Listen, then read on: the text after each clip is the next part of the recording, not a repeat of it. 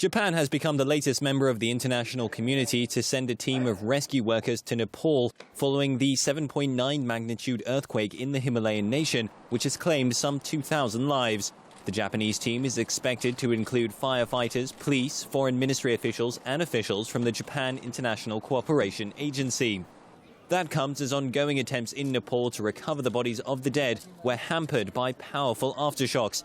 The earthquake on Saturday was the worst seen in the country since 1934. It brought down buildings in capital Kathmandu and also touched off an avalanche on Mount Everest.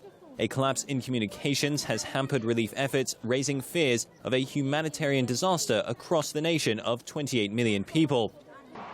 Pope Francis, meanwhile, has issued his condolences from the Vatican. Desidero assicurare. Dear brothers and sisters, I want to assure you of my closeness to the people affected by the devastating earthquake in Nepal and neighboring countries. I pray for the victims, for the wounded, and for all those who have suffered because of this disaster. We support them with brotherly solidarity. The U.S., meanwhile, has authorized $1 million in aid for Nepal, an amount described by officials as an initial outlay to address immediate needs. American disaster response and rescue teams will also be sent. Our main mission, and this mission, we've been committed to this mission because we live in earthquake country, is that we find people in collapsed buildings and we try to rescue them and then lend aid to them. Nepal's neighbor India, which has also been affected by tremors, was first to respond by sending in military aircraft with medical equipment and relief teams.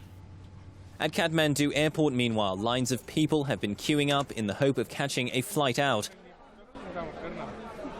There is no such management. Like by 8, probably we will be leaving this place. Yesterday we've been on Dachinkali, it's a temple in the south of Kathmandu, and the earthquake was also quite strong there, and everything was shaking. All people got into panic. The impact of the earthquake was felt across neighboring Indian states, where at least 36 were reported dead, in China, where there were 12 fatalities, and in Bangladesh, where at least 4 people have lost their lives.